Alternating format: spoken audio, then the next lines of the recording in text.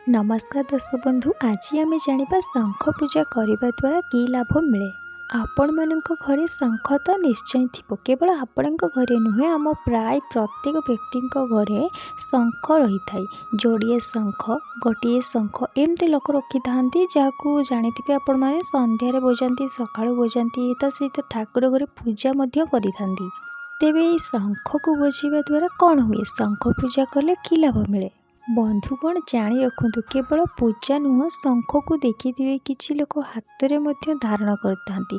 तेबे यह कौन पाई? आम हिंदू शास्त्र अनुसार तो शंख एक पवित्र जिनिस जहाँ बिना पूजा असंभव।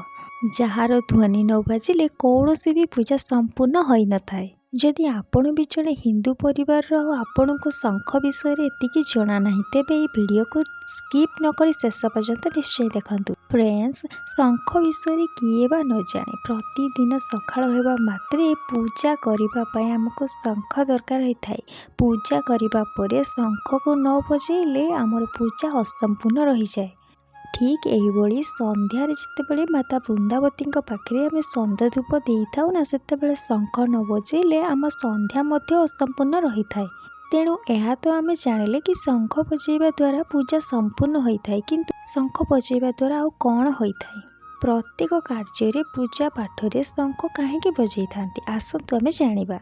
बंधुगण, जदि आपण घरे भी शंख अच्छी ना, तेबे जानी रखु, भक्ति और निष्ठा और एकाग्रतार सहित शंख पूजा कले ना आर्थिक संकट दूर हुए। शंख को सामान्य जिनिसटी भाविबेनि आज्ञा, परिवार शांति विराजमान कराई थाए।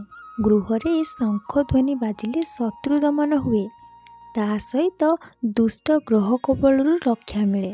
शंख बजाइवा दैनिक कार्य नुहे, यार बहुत उपकारिता रही। किछि समय पूर्व आपण मानक मु कहिथिली कि किछि लोक हाथ रे शंख धारण करिथांती। तेबे यह काहेकि, आसंतु जानिबा। हाथ रे शंख धारण कले ना मानसिक पूर्ण हुए, काया पवित्र रुहे। तेणु किछि लोक जो माने जानी थांती शंखर सठिक व्यवहार ना, सही माने ही हाथ रे शंख धारण करिथांती। जार किछि मानसिक थाए, सही व्यक्ति मानसिक रखी शंख धारण करिथाए। एमिति करिवा द्वारा मध्य तांकर मानसिक पूरण होइथाए। बंधुगण, जदि आपणक गृह रे केही रगिणा व्यक्ति अछंती ना, तेबे दाक्षिणावर्ती शंख को धोई से पानी को पान कले मारात्मक रोगरू मध्य रक्षा मिलिथाए।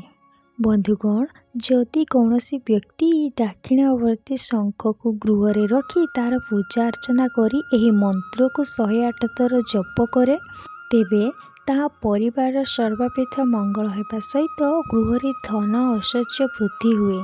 तेबे आसंतु से मंत्रटी कौन जानिबा। बंधुगण, थरे विश्वास सहित ये कार्य को करंतु, देखिबे आपणक लाइफ रे बहुत परिवर्तन आसीजिवो। तेबे एही मंत्रटी को मने रखंतु।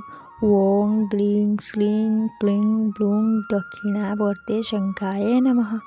एही मंत्र को 108 थर जप करंतु, आपणकर सर्वविध मंगल होगा सहित धन और संपत्ति वृद्धि हेबो। तो आशा करुछि आजिर ये वीडियो आपण मानक निश्चय भल लागिथिबो। जदि भल लागिछि लाइक कमेंट शेयर सब्सक्राइब निश्चिंत करिवे।